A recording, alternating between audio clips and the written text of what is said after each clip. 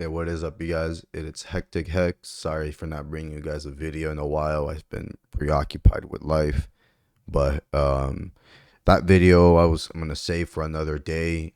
Elephant in the room. A lot has happened. We all know with Charlie Kirk and everything. And this video is something. I'm the conspiracy guy. I'm always talking about conspiracies and everything like that. So this video might be a little bit divisive, might be a little bit spicy, but I just want to start off by saying no one deserves to lose their life. It's plain and simple, okay? No one deserves to lose their life. Plain and simple. If it comes if you feel indifferent about somebody else who loses their life, if you feel sad, if you feel mad, if you feel happy, if you feel joy, happy, joy doesn't matter, they're the same thing. But you know what I mean. It does not matter. Those are your own personal expressions. That is completely fine. But what ultimately I'm trying to say is no one deserves to lose their lives or livelihood. Okay? Now, let's get that out of the way. One of the things I wanted to point out about the shooter, Tyler Robinson. Let's get his information real quick. Some of his information, like some of it is still very loose since this is a ongoing situation, and I hope to make a follow up video if I ever do, but we will see. So, as far as we know at the moment, Tyler Robinson, uh, according to some of the things we found out, is that he was one of the top percentile of his college entrance exam. I believe that was the ACT.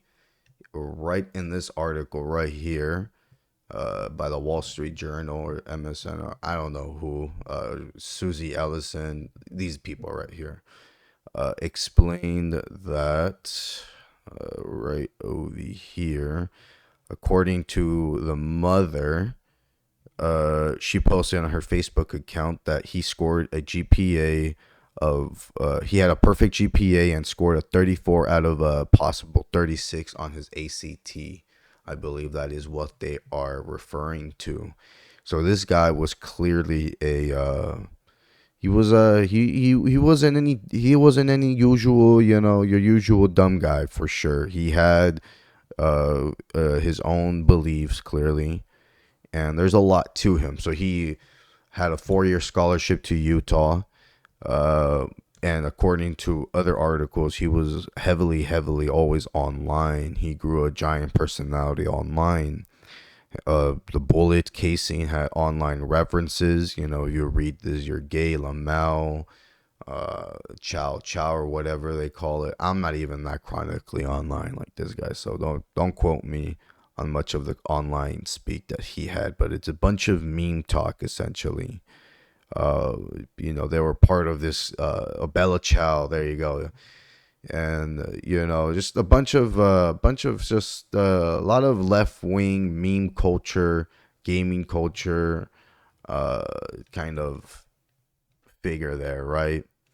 And that was interesting because that kind of reminded me a lot about our next person, Luigi Mangione.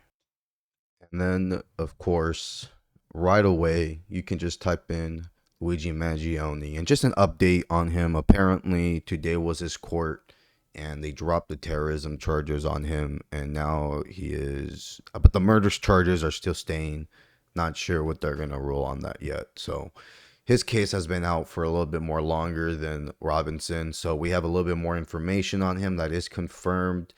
On Luigi's situation, right here, he was a valedictorian graduate from his school of Gilman School, earning a dual bachelor's and master's degree in the University of Pennsylvania.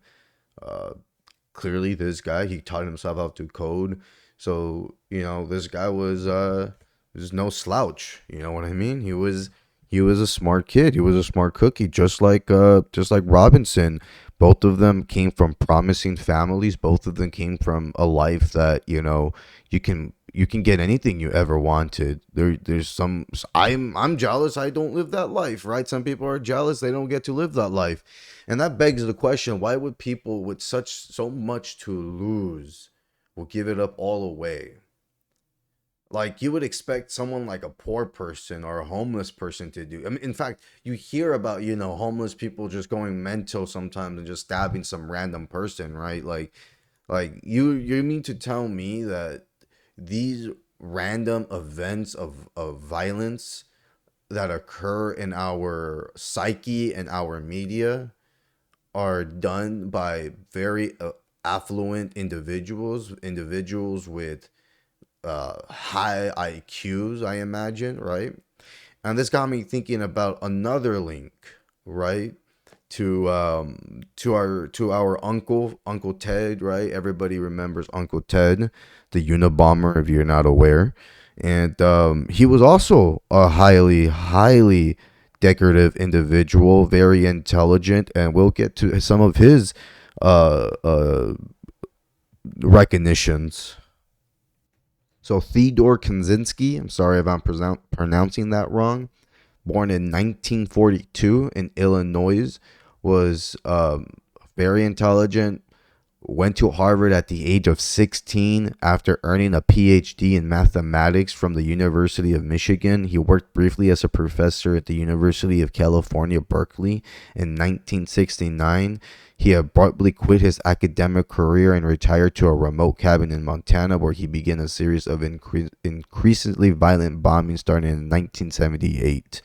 So right away, we already have, like, look, early life right here. So while at Harvard, he became part of a psychological experiment linked to mind control that have been a contributing factor to his future criminality. So we all know what this psychological program was, right? We all know what it is. We're not going to just, ignore that, right?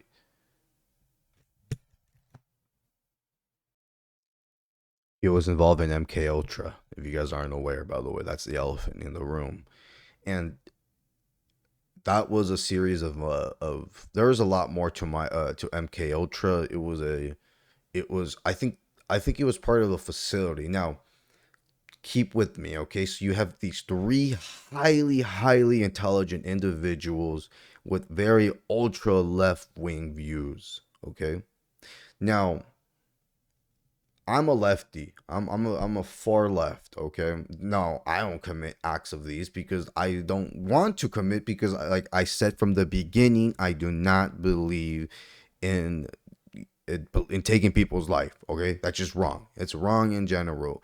Celebrating, that's another thing, right? You're free to express yourself. However, I'm a full-on constitutionalist. Okay.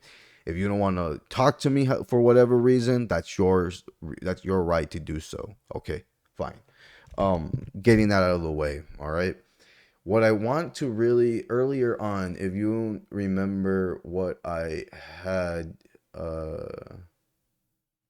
why the earlier this right here, okay, Secret. This was released on 1/6/2022. This was basically the CIA's secret operation to take over Guatemala and some of the Latin countries. And these were some of the ways that they did it, right? Military assistance to Nicaragua, El Salvador, and Honduras. Of course, you had the guerrilla wars. Officials, U.S. pressure on Guatemala. And then you got economic warfare, of course, the classic, right? And of course, you got this one right here, psychological warfare. And this one was really interesting because this article, or not this article, but this this document right here essentially provides us with with this operation that the United States and the CIA had essentially done on the Latin people. It's right over here, right? CIA.gov, right? I'm not fucking with you guys.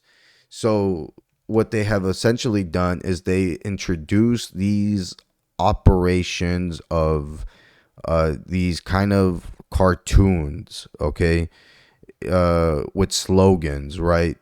The Rugus is what they call it, right? With symbols: God, country, liberty. A book, I Accuse, written by Rufus. So there's a bunch of in Mexico. They since it appears that distribution of both bulletins and comic books has been faulty, since the material contained therein criticized for obvious falsehoods and immaculate. So people kind of oversaw the propaganda in Mexico, and essentially this was our very first look into memes. And there was an article that had came out a while back in 2017 talking about WikiLeaks, and the CIA dump contained way more bad memes than you would think. The Velociraptor right here, that was a meme that was created by the CIA, and this was called Ear Zero, codename Ear Zero. And there's a bunch of memes right here that they've done. Right, you've kind of recognized some of them. If you don't, you know, there's the early on memes if you were on Facebook at the time. And you know, at the time this was written in 2017, and nobody really knew what was the point of all these memes. Like, why have a file of memes?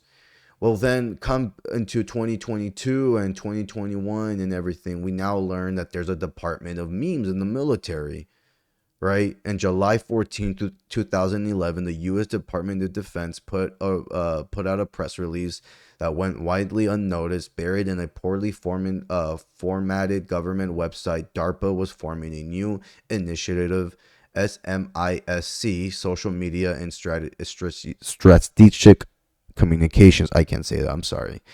At the time, it must have seemed a bit laughable. Instagram had just 5 million users. The idea of social media influencers was nascent, and your parents weren't on Facebook yet, and memes still look like this: stops, drops, and rolls.